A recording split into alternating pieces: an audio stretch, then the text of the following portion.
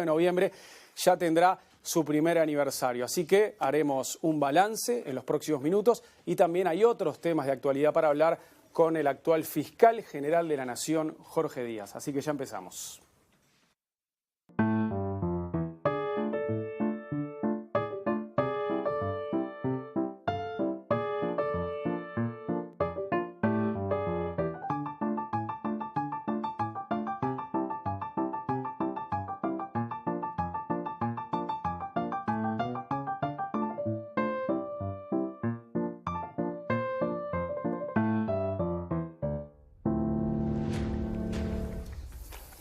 Doctor Jorge Díaz, bienvenido. Un placer tenerlo por acá.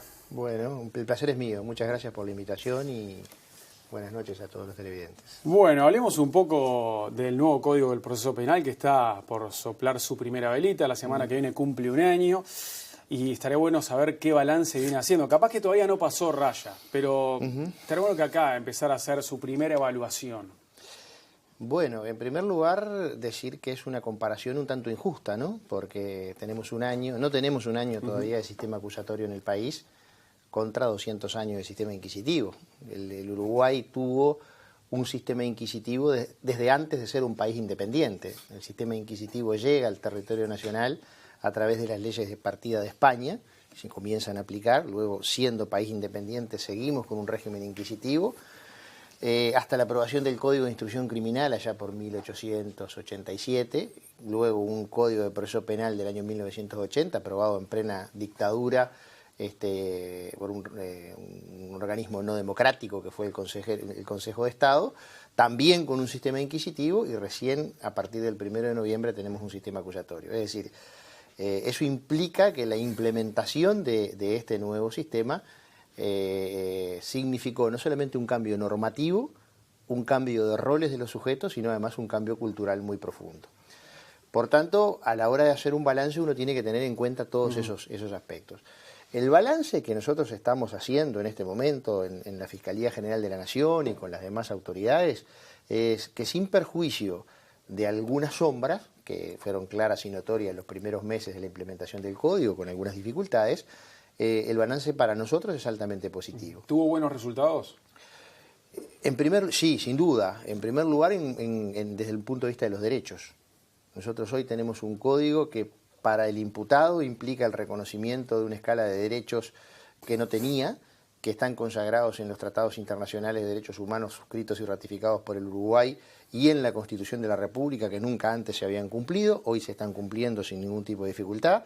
Para la víctima, que antes era un mero objeto de prueba, al cual le pedíamos un relato, le pedíamos su cuerpo, es decir, para que lo viera un forense, les pedíamos que nos abriera su mente para que la analizara un psicólogo o un psiquiatra, la exprimíamos, le sacábamos toda la información y después le decíamos váyase para su casa porque usted no es parte en el proceso, ignorando que esa víctima es la titular del conflicto original, porque en el conflicto penal el titular original no es el Estado, el titular original es la víctima y el victimario. Esos son los dos alter ego que se enfrentan en un conflicto penal. Luego el Estado monopoliza la acción penal, irrumpe en ese conflicto, desplaza a la víctima y toma la pretensión punitiva bajo un discurso, yo diría que presuntamente civilizatorio para evitar la venganza y demás. Ese es el origen, digamos, del conflicto penal, de la sustitución del Estado de la víctima por el Estado en el conflicto penal, y hoy esa víctima vuelve empoderada, es decir, la víctima tiene derecho a estar informada, tiene derecho a asistir a todas las audiencias, tiene derecho a proponer evidencia y a proponer pruebas. ¿Y antes no la mantenían informada? No, la respuesta es no. No se la informaba, en el mejor de los casos tenía que ir a contratar a un abogado o ir a un juzgado a pedir información.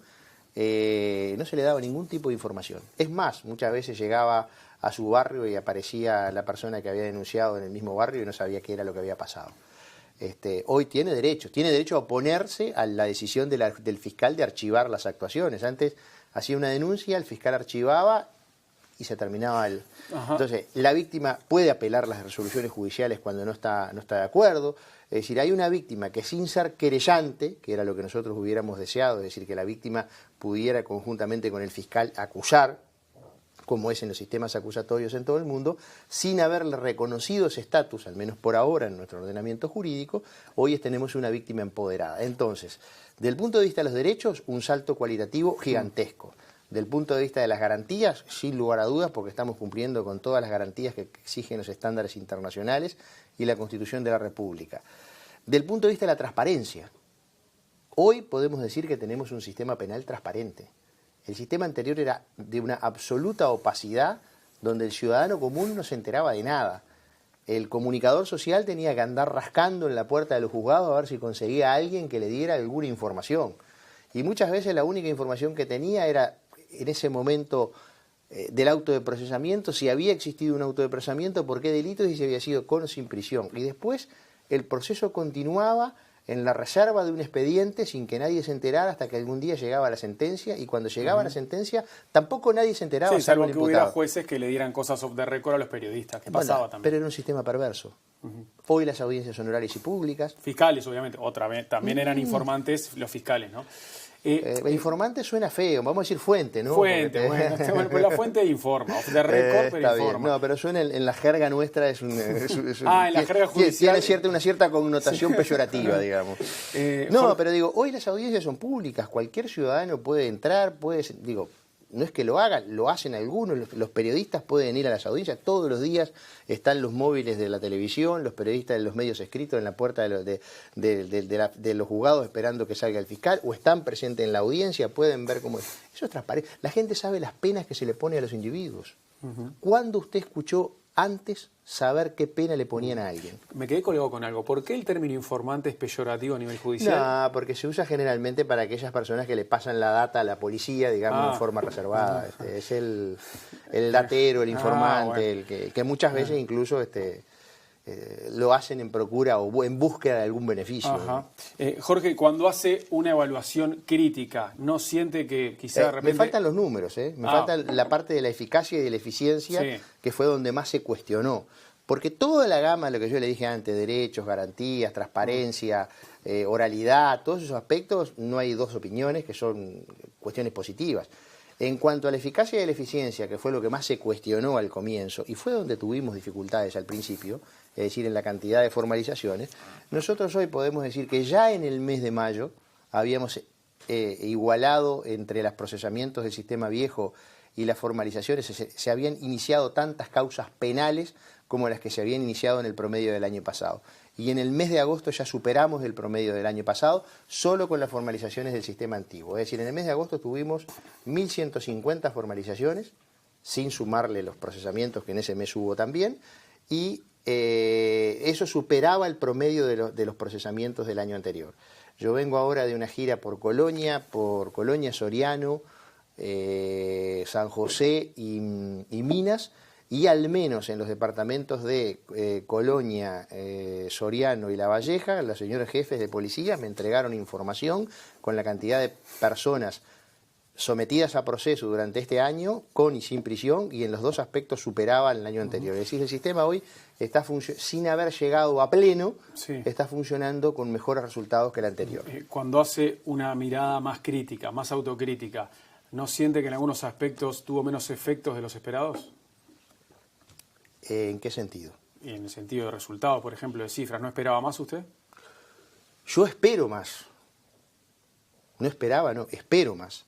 Lo que pasa es que también soy consciente que al comienzo, sabía que íbamos a tener dificultades, quizás tuvimos más dificultades de las que pensábamos. Ahí hubo un montón de factores que estuvieron en juego, que incidieron en que eso, sobre todo los primeros 2 meses, el sistema no funcionara bien, pero rápidamente se recompuso. ¿Y los cambios que se le hicieron a mitad de año, modificaron el espíritu del CPP? Algunos sí. Por ejemplo, lo que yo denomino las diligencias para mejor condenar, que es esa facultad del juez al final del juicio de diligenciar prueba por si tiene alguna duda. Esa es una herramienta del sistema inquisitivo, no hay ninguna duda de eso, y yo estuve y estaré en contra hasta el día que me muera. Esa es la modificación que se hizo, que a usted no le gusta nada. Nada, y me voy a seguir oponiendo aún después de muerto desde el cajón.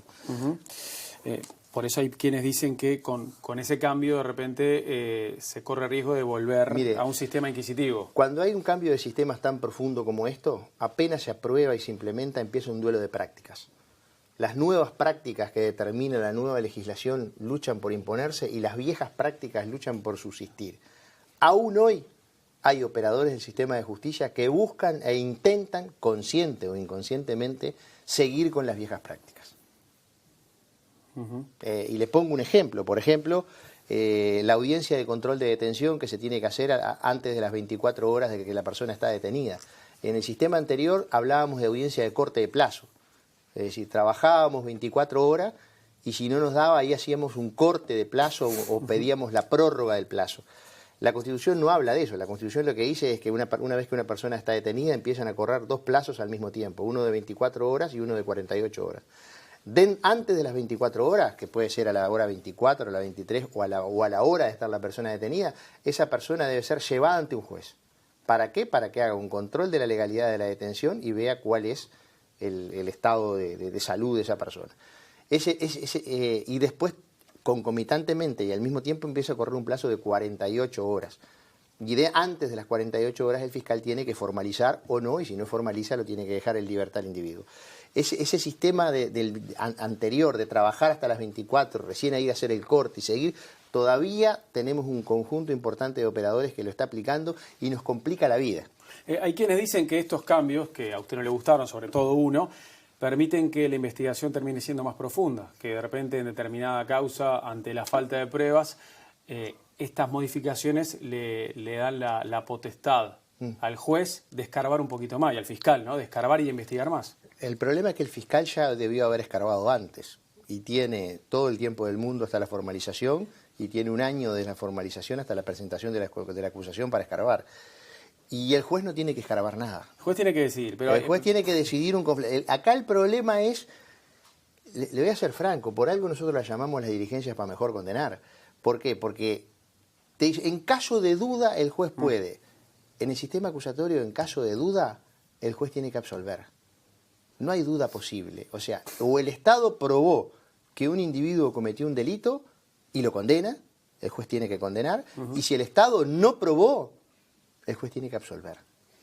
No hay otra manera de absolver. No es seguir investigando por las dudas. No, porque los jueces no tienen que investigar en ese sistema. Bueno, digo, en este caso que el fiscal investigue un poco más. No, ya, en todo caso lo que puede haber es una responsabilidad administrativa del fiscal si no hizo bien su trabajo. ¿Habrá más presos? Pasa que tenemos miedo de que se nos escape alguno. Estamos tan acostumbrados al sistema anterior que teníamos el 98% de sentencias de condena. Fíjese usted qué democrático que era, que el 98% de las sentencias eran de condena y el 2% de absolución. Entonces, ahora en un sistema acusatorio, obviamente que esos porcentajes van a variar. Pero el punitivismo que tenemos nos lleva a que no vaya a ser que alguno se escape. Con este nuevo CPP, en los próximos tiempos, ¿tendremos más presos que antes? ¿La misma cantidad o menos reclusos? ¿Qué proyección hace usted? Mire, las proyecciones que estamos haciendo en base a números reales es, nosotros, el Uruguay tenía el 31 de octubre del año 2017 a las 12 de la noche, tenía 10.993 presos. Bajó a menos de 10.000, anduvimos en 9.000 y pico, y ahora empezó a subir, y el último dato que yo tengo es del 4 de octubre, y estábamos en 9.000, casi 9.270, casi 10.000, perdón. O sea, bajó y comenzó a subir. Y está creciendo. Hay una tendencia que crezca un poco más. A recuperarse, no sabemos hasta cuándo va a ser. Yo creo que vamos a recuperar los niveles que teníamos con anterioridad. ¿Y eso está dentro de lo esperado? Eso está dentro de lo esperado, con una diferencia, que hoy el porcentaje de personas privadas de libertad que tienen pena, es decir, que tienen sentencia, es decir, que están cumpliendo una pena, se elevó y hoy está por encima del 50%, cuando históricamente estaba en el 30%. Es decir, hoy tenemos menos presos sin sentencia. ¿Está bien que Uruguay hoy tenga esta cantidad de reclusos? ¿10.000 y algo? Lo que pasa es que eso es muy difícil de determinar. Tenemos un promedio alto en comparación con los niveles internacionales. Si está bien o está mal, eso es una valoración... Porque usted ha sido muy crítico con con lo que es la vida del recluso en la cárcel, ¿no? Entonces, bueno, yo he sido muy crítico con el sistema carcelario. Es por decir, eso, si la cárcel es tener nada más... tener muchos adentro, entonces capaz que no es lo mejor. Bueno, el problema es que de la cárcel se sale. En un país como Uruguay, que tiene prohibida por la Constitución de la República la pena de muerte y por los tratados internacionales la cadena perpetua, de la cárcel se sale. Y si el individuo sale de la cárcel, lo importante es cómo sale. Lo que nosotros cuestionamos es una alta tasa de personas privadas de libertad con una alta tasa de presos sin sentencia, llegamos a tener el 70%, y con una alta tasa de primarios. Porque ¿sabe qué? Los primarios de hoy, si en la cárcel no rehabilitamos a nadie, son los reincidentes de mañana. Díaz, se creó el número o la cantidad, y va a depender no tanto del derecho procesal, sino del derecho penal, del monto de las penas. Se creó hace muy poco una nueva fiscalía especializada en homicidios. ¿Estaba desbordado Juan Gómez, que era el único fiscal especializado en esta materia? No era el único fiscal, era el titular de la única fiscalía. El tiene titular, un equipo fiscal, pero es importante aclararlo. Pero terminaba siendo el único fiscal especializado. El único titular de la fiscalía especializada. En la unidad fiscal que dirige el doctor Gómez hay 4 fiscales más. Es obvio que no está la 24 al día investigando asesinatos. Lo que me refiero es, sí, por algo la creamos. Evidentemente nosotros teníamos determinados números al momento de la aprobación del código en función de la información que teníamos, que luego resultaron que no eran, la realidad nos mostró otros números. Entonces lo que evidentemente nos vimos en algunas áreas un poco desbordados, un poco sobrecargados de trabajo. ¿Él puntualmente estaba muy desbordado? Gómez. La Fiscalía de Homicidios era una de las fiscalías donde teníamos una sobrecarga de trabajo. Las de sexuales son otras, por eso vamos a pasar de 2 a 5, ahora antes del 15 de noviembre. Drogas y extorsión era otra, vamos a crear la segunda, y vamos a crear una segunda de delitos económicos. Es decir, las fiscalías de Montevideo se van a incrementar en las fiscalías penales, en 6 fiscalías ahora a partir del 15 de noviembre. Y en el interior vamos a crear fiscalías. ¿Qué van a reforzar? Ciudad de la Costa Atlántida, vamos a crear una tercera fiscalía, vamos a crear un cuarto turno en Salto, en Paysandú y en Rivera. Y vamos a intentar, porque no tenemos fondos presupuestales genuinos, pero sí tenemos la autorización del Parlamento como para usar fondos presupuestales propios, de ver si podemos crear un cuarto turno en Las Piedras, que son los lugares que hoy por hoy tenemos claramente identificado que tenemos sobrecarga. ¿Habrá fiscales nuevos o no?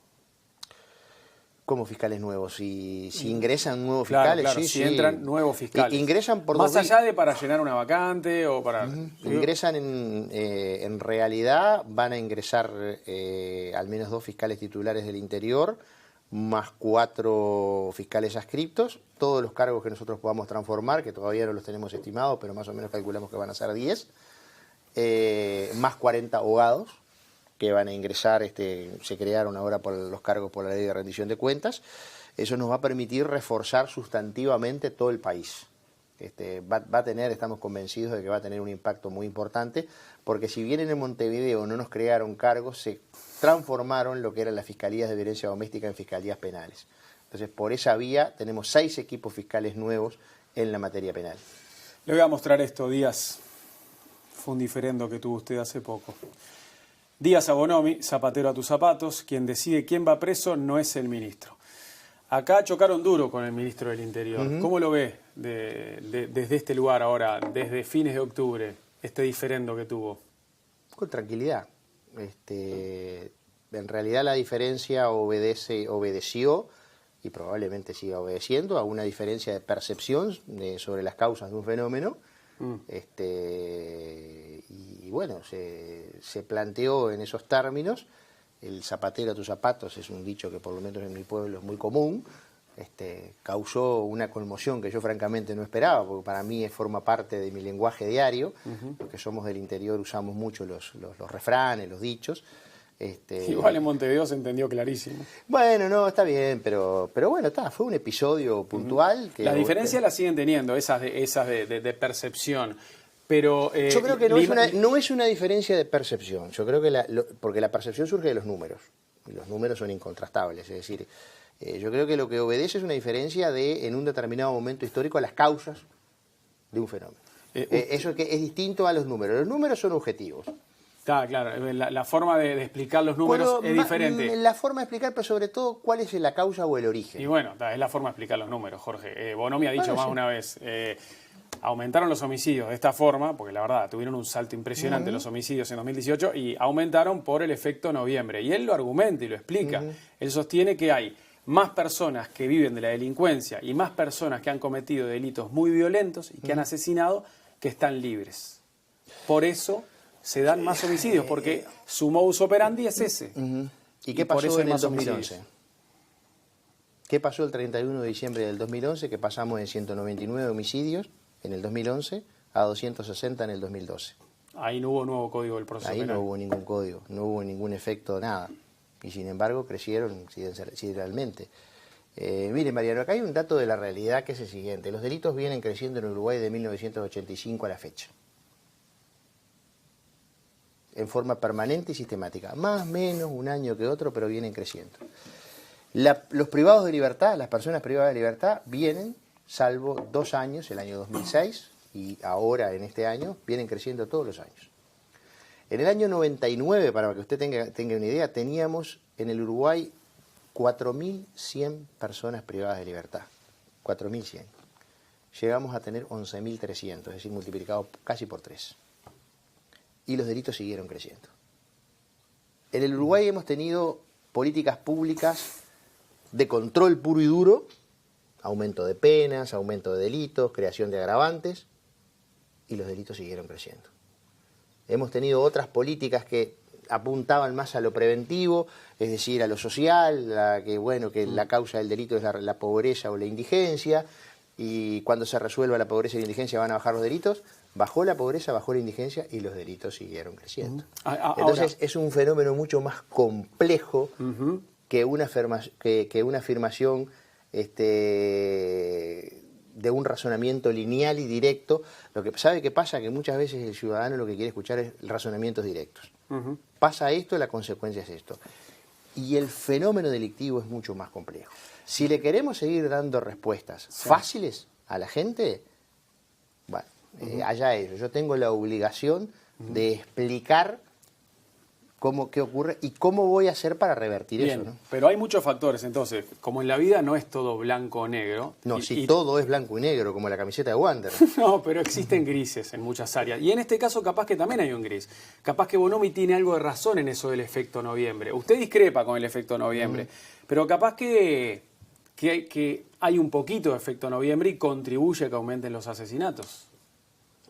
Yo en el caso de los homicidios, si usted me explica qué pasó del 2011 al 2012, con algún efecto algo, nos sentamos a charlar, pero mientras tanto seguimos en posiciones irreductibles. ¿Hacemos la primera pausa? Pero con mucho gusto. Enseguida volvemos con el fiscal de corte.